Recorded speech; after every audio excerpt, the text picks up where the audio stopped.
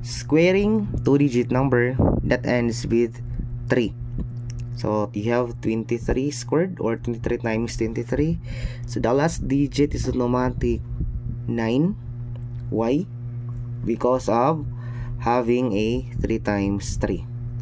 Then the next digit here is you will multiply the tens digit by 6. So 2 times 6, you have 12. And yung sulat lang natin yung huling digit, kaya we have 2 here. Okay?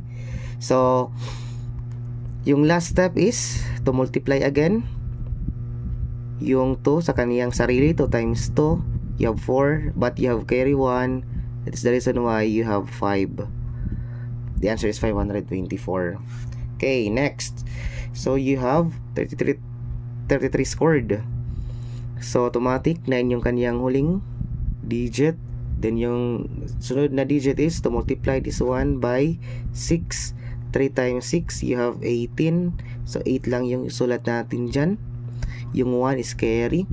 So yung last step, yung huling step is to multiply the tens digit by itself. 3 times 3, you have 9. Then may carry kang 1, you have 10.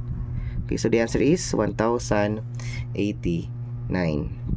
Okay, another example is 43 squared.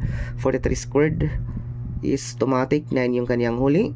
Then for the next digit is multiply again this one by 6. That is the reason why you have 24. 4 times 6. Kung mapansin natin, paprehos yan na multiplied by 6. Okay, so again, yung sulat natin is 4 lang yung huling digit.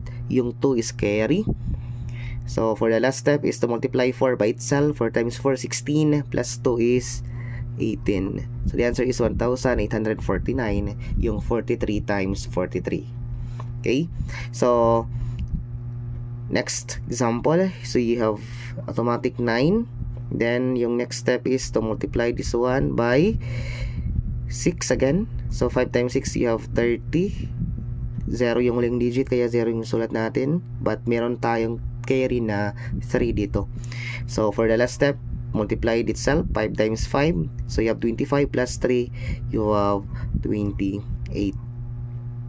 Okay, so how about dito? Ano kaya yung kaniyang sagot?